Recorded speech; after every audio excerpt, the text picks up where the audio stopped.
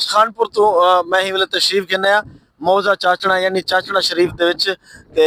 ही time असा यानी दरिया दा इच्छे दी बस्ती है ते इत्थे दरिया दा जड़ा ना हिफाजती बंद जड़ा उंदे असा करीब से लेकिन दरिया साडे कोल तकरीबन कोई 1 किलोमीटर दे फासले ते पे इथों ते ई जगह दे उत्ते तकरीबन जड़ा ना ही आबादी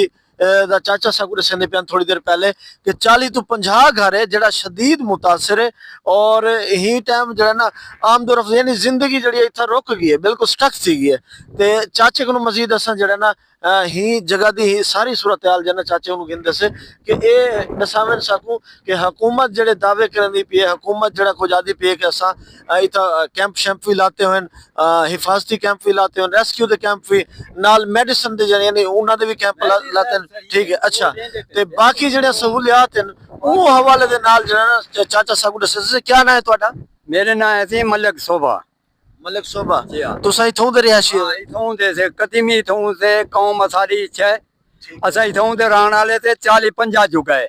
इतना कोई नहीं इमदाद वाला या कोई नहीं इतना पूछने वाला कोई गाल नहीं कराना या जो भाई कोई चीज कोई तकलीफ है कोई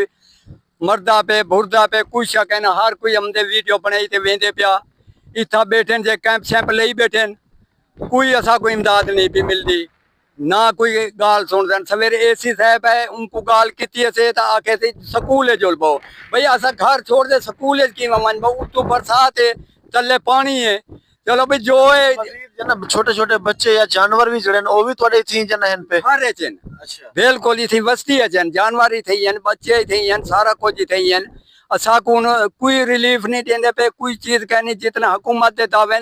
कोई असा कहने पे नहीं पहुंचते पे कोई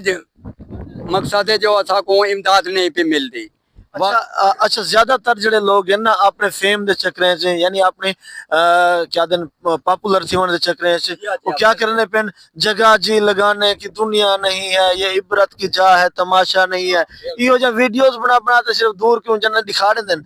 सिलाब दिखा देन पानी दिखा देन भी हकीकत च तुसा जड़ा यो जो लोगों को लाइव गिनो जड़े उथों दे मकामी हैं उथों दे रिहायशी हैं वो तो आगुडे सामने कि साडी जिंदगी कितनी मुतासिर है पे असा कितने जन मुश्किल है जैसे अच्छा चाचा सिंह जड़े वही हिफाजती बनते बैठे उन्ना को रास्ता यो लग दे ना उन्ना को रास्ता ऊपर हो लग दे उतू वो इथों दे रिहायशी हैं वो परते रहे छी अच्छा वो परले पासे सारे जड़े रहे छे ये अच्छा बिल्कुल परते मौजा पहाड़ थींदे ठीक है हाँ उन्ने दे मकसद है वो ही किराए ते चलते खड़न बेड़े ने उन्ने दे हमदे वेंदे खड़न असई हुन्ने ते हमदे खड़ो हुकूमत दा कोई सारे ना रिलीफ कहनी अच्छा इथं में देता पे कि ट्रांसफार्मर भी लगे खड़न खंबे भी लगे खड़न बिजली अच्छा